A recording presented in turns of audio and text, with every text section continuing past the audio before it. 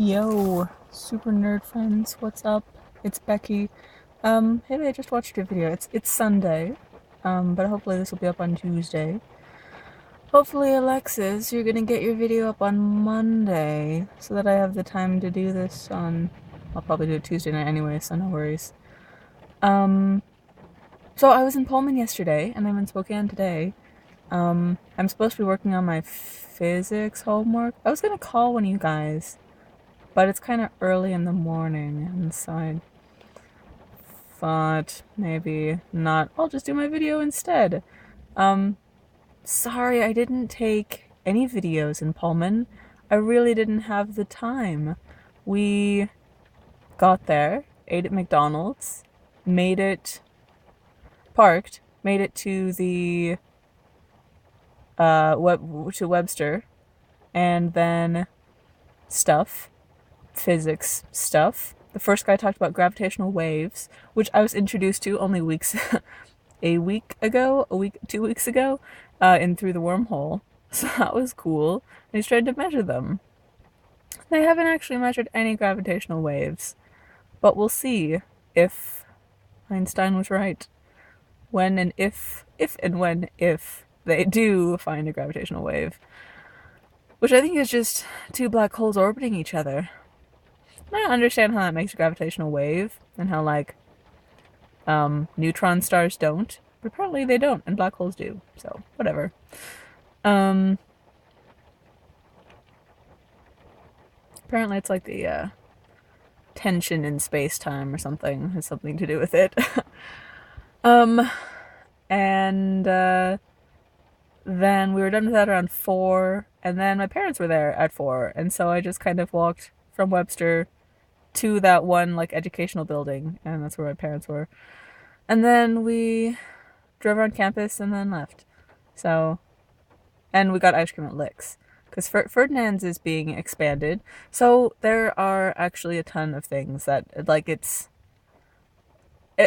I was really really excited to be in Pullman, and then it was kind of underwhelming when I was there, which I should have seen coming because it's Pullman. But the drive was okay. I mean, we left at 4 in the morning, and Thomas isn't the most experienced driver.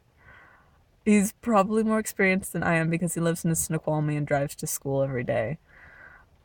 But, and like, I would have driven his car instead because he had to drive back too.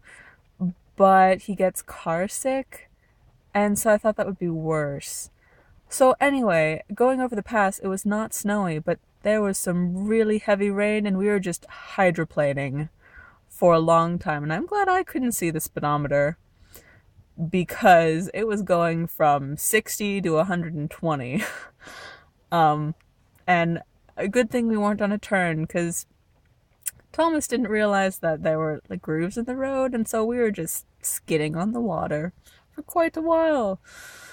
It was, but we survived. That was just like 5 minutes of him trying to make the windshield wipers go faster and trying to drive straight, and we couldn't see a thing because it didn't get light until like Cle Elum or Ellensburg.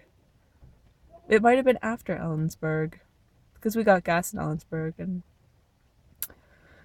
anyway, we made it in one piece. I haven't called him. I hope he made it back. And the tours of the labs were really cool. I still have no idea. Like when I was at WSU, I'm like, oh yeah, they have a shock physics lab here, but that did not interest me. So then, just before we were going to go on the tour of it, I was like, oh, actually, shock physics could be really freaking cool.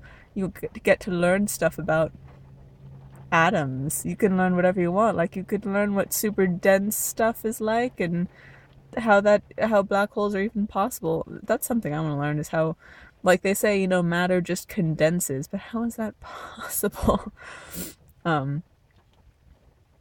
Because atoms are like the universe. And why is the universe all in atoms? Those are some interesting questions. I'm not sure about the application of them. I think it would be really cool to make a biological computer. I think that would be really cool. And like if all our technology was based on biology instead of electricity, I think that'd be pretty cool. But magnetism and electromagnetism is kind of cool as well. It's just that you need metals for that. It just seems more sustainable to use like really tiny biological things for our technology instead of precious metals, which you have to mine for. But whatever. Um, so I was kind of excited for shock physics, not sure what I was gonna find. And then like he was talking about it, I'm like, oh, cool. And then it just got like steadily less cool because maybe he just didn't go enough into the science. But like they have some really cool ways to like measure what's happening in real time as they explode some stuff. And they had some pictures of ice, of water. If you put like, I don't know, it's like 10,000 atmospheres. It's a lot of pressure. They had really huge like cannons that just like destroy stuff, and they film it being destroyed, or take measurements as it's being destroyed. So it's kind of cool, but it seems like he didn't really talk about the significance of any of this. I mean, like, because how you discover stuff in science is, you do experiments and you get stuff that you don't expect, and then from that you make new theories about what's actually happening. And that's how you learn stuff, make conjectures and theories, is by doing experiments. But he didn't really talk about any. I mean, it has applications to like material science and but I guess they're not really doing like nuclear science or like atomic. They do stuff on the atomic scale. I don't know. I don't know. It's just blowing stuff up at that lab. And it just kind of seems like, oh, let's see how diamonds blow up. I don't know. It seemed like they were all doing this for fun, but maybe that's just how he presented it. Because I mean, they are getting grant money. But anyway, so shock physics, eh. And then we went to a tour of the antimatter lab, and apparently positrons are like real things. And you could actually get like a billion of them and store them.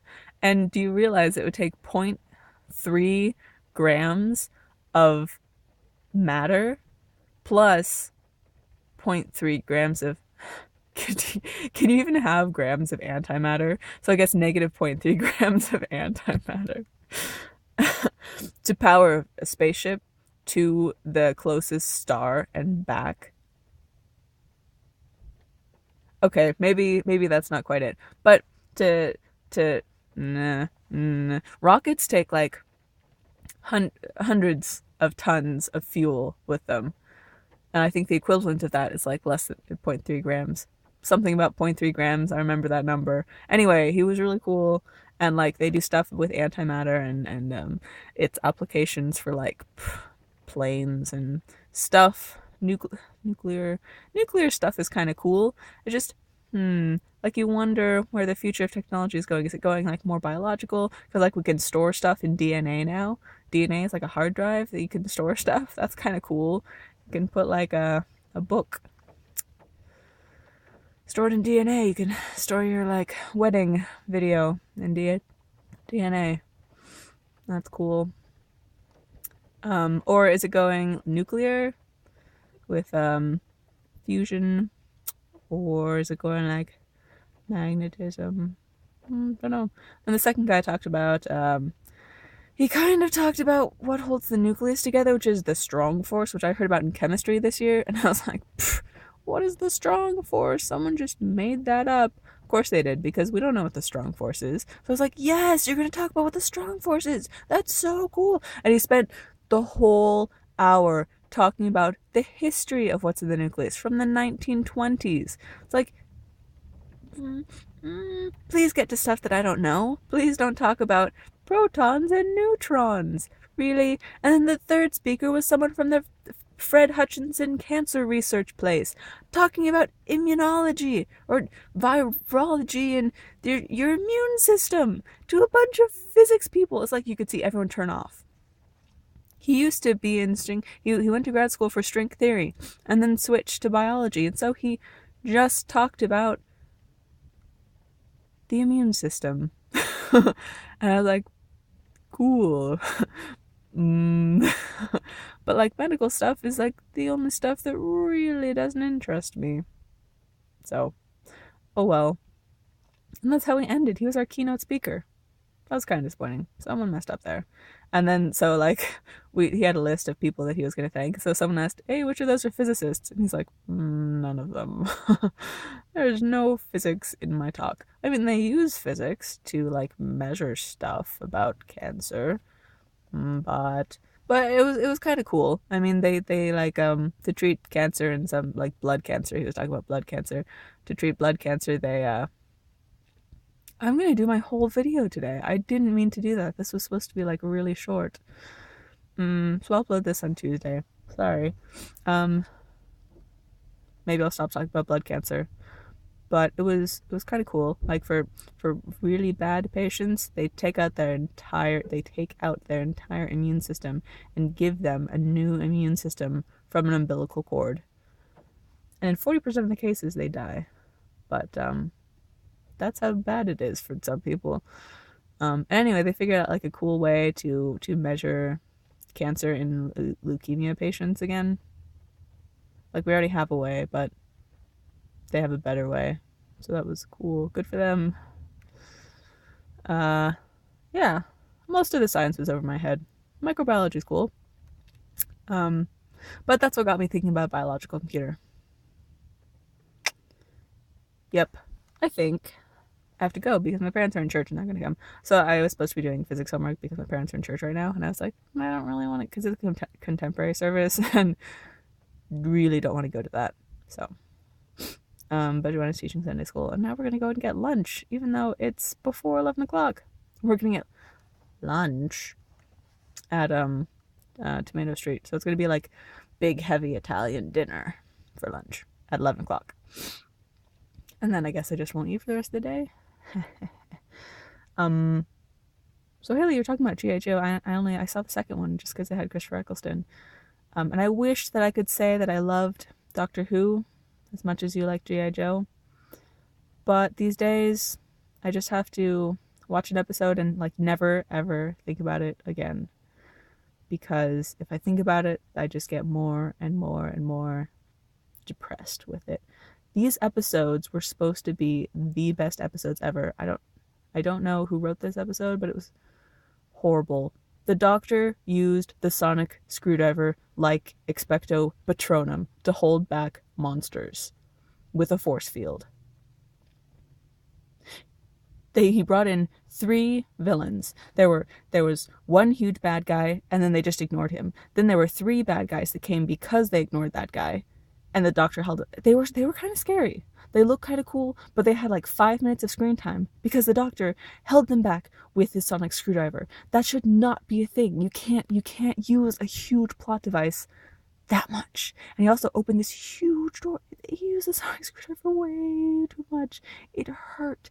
It hurt. Like, use the psychic paper again or something. It was sad. And then the sign just totally didn't make sense. Then the third bad guy was a sun. It was the sun at the center of this galaxy. There were 7 planets rotating around it.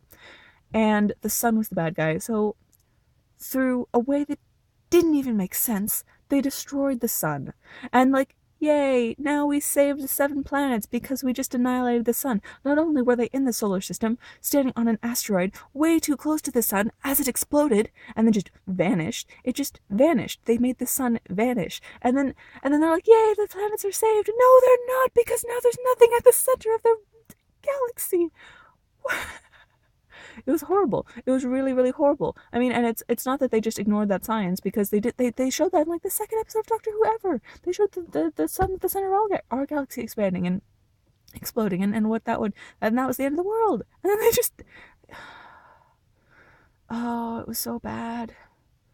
And I don't like the new companion. And it was just nothing about that episode was any. It was horrible. It was really bad. Oh, okay. Goodbye, guys. I hope you have really, really great weeks. Adios.